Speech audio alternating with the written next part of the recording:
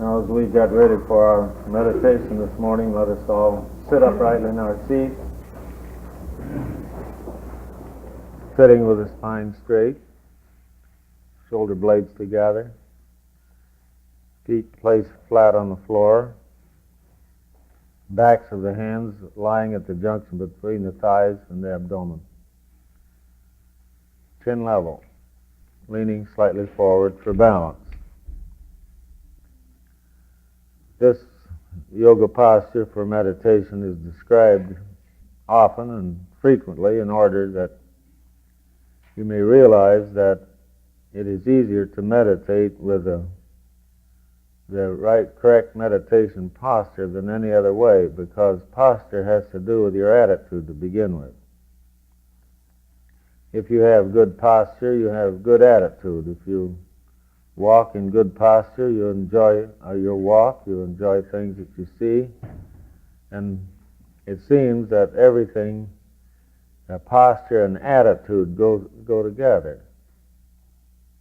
There isn't any more important engagement that you have than to somehow, sometime, somewhere, is to meet this great indwelling presence of God.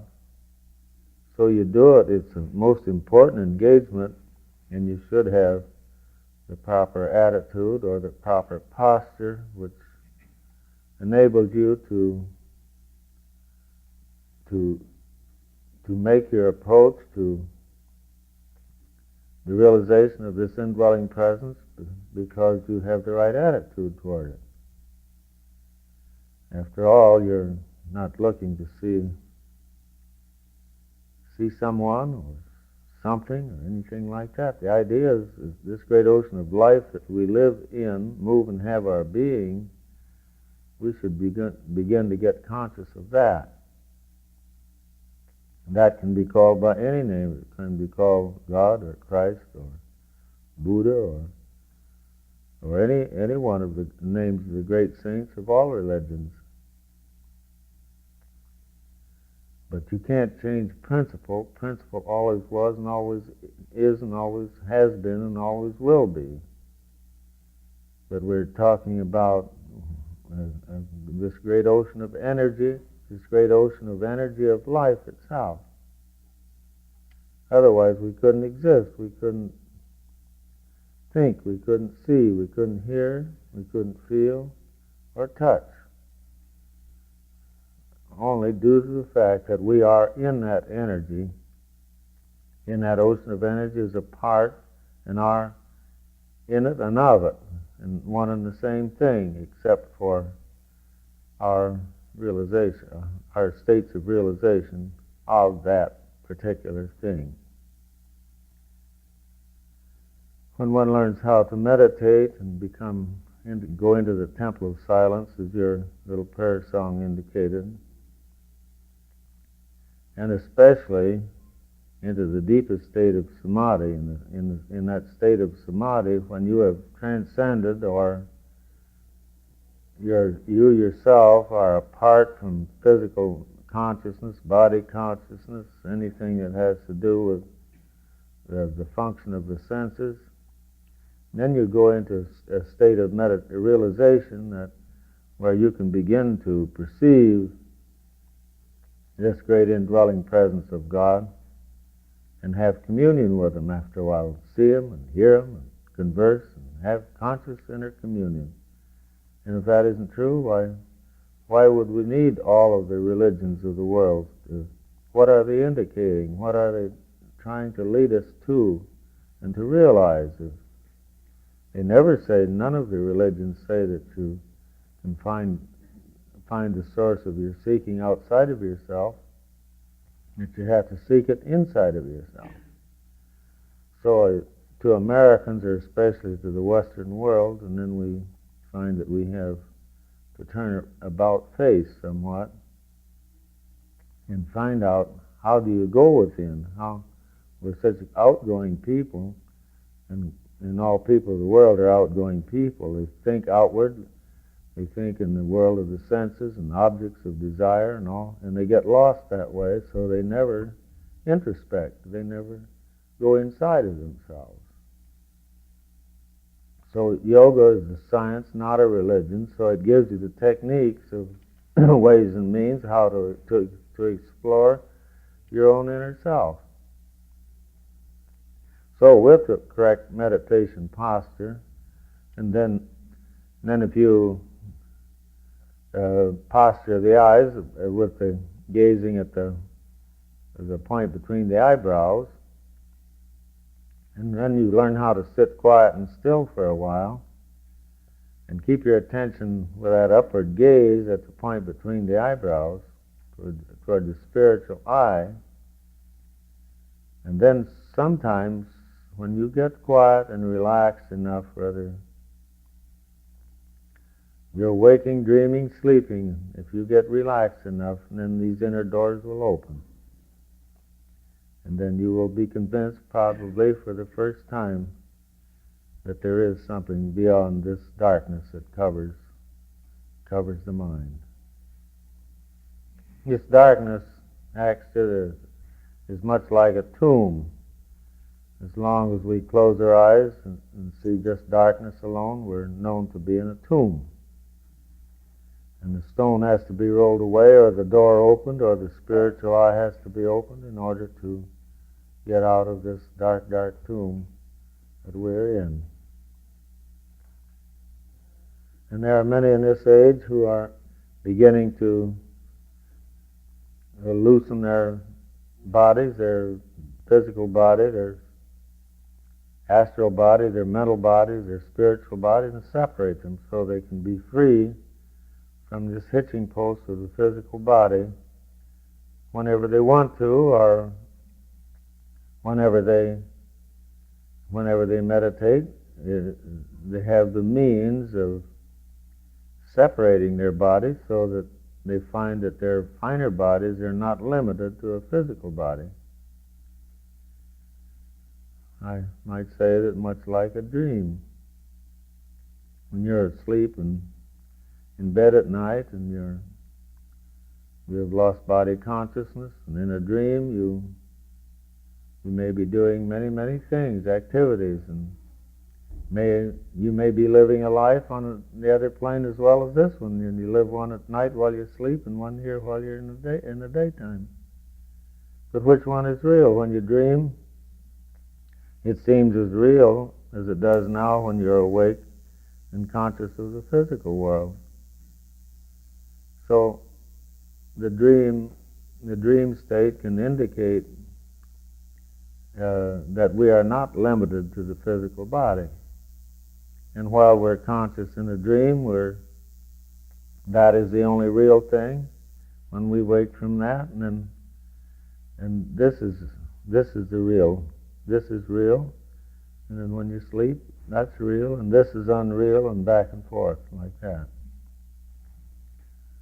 So after a while, when you learn how to meditate deeply enough, you'll have all of your spiritual thirst quenched and satisfied, and then you will begin to relax within yourself and feel at ease with the world and with yourself and the world, and everything will take on, and the earth will shine with its glory after a while.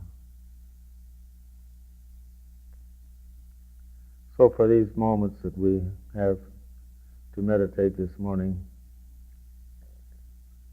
let us not only, after we've taken our posture, concentrate the attention of the eyes at the point between the eyebrows,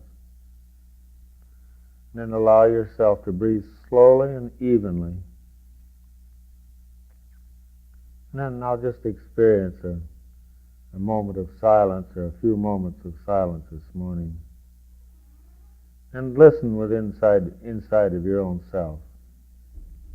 Withdraw the attention from objects of the senses, and during this time of meditation, forget all of your desires, thoughts, worries, and cares, and enter into the temple of silence.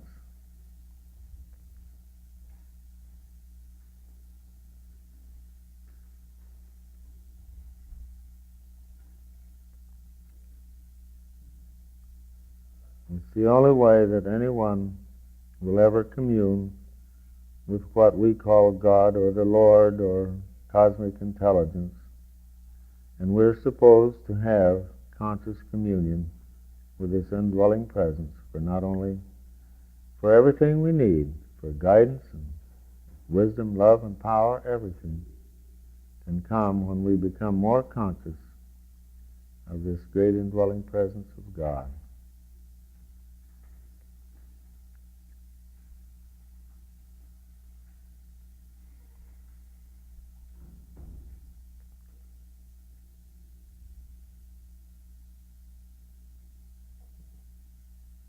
If you realize in your meditation that when any one of the five senses are in function, that you haven't gone far enough yet to get into real meditation.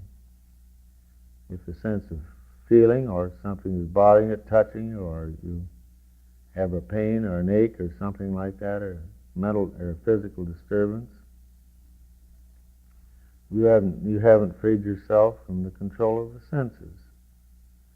If something disturbs the sight or hearing, something within hearing that disturbs you, the senses are still functioning.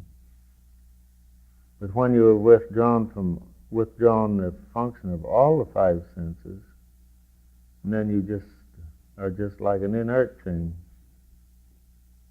then you can enjoy the verities of the Spirit and realize that in my Father's house are many mansions.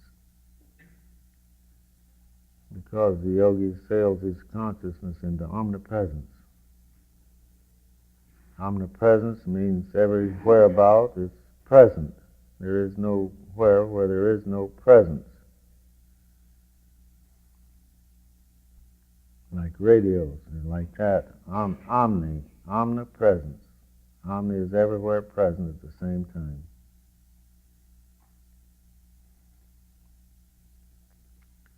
If you will keep your attention focused at the point between the eyebrows, sometime you will begin to see a tunnel begin to form. And as you watch that, and as you watch the colors in the spectrum take shape to form the circle, and eventually it will look maybe like it's 50 feet in diameter, and you look right through that, right out into space, and you'll see the stars and the planets, the nebulae, you'll see, and eventually infinity.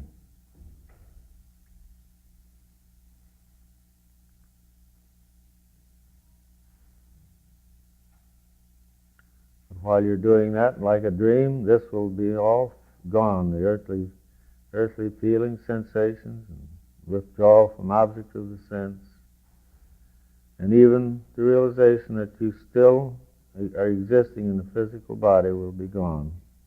That will be the real thing, and this will be then unreal. But it will be beyond the dream state. We have a little prayer song that we use once in a while, one of Master's prayer songs. In the land beyond my dreams. And when you hear it the next time, think of what I'm saying now.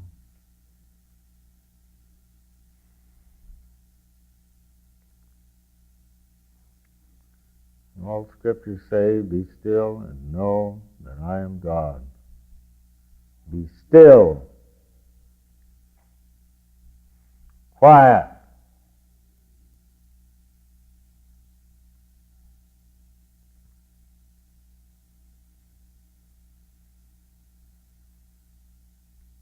Alone among the mystic shadows, in the solemn hush of nature newly born, alone with thee in breathless adoration, in the calm dew and freshness of the morn.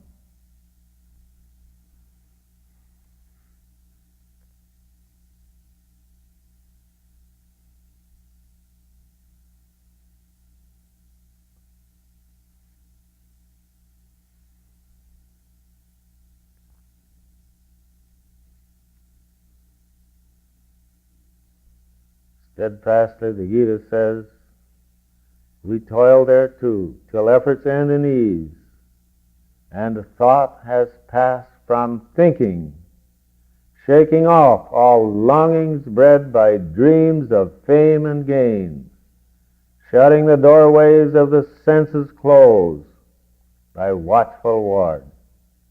So step by step, it comes to gift of peace assured and heart assuaged, when the mind dwells self-wrapped and the soul broods cumberless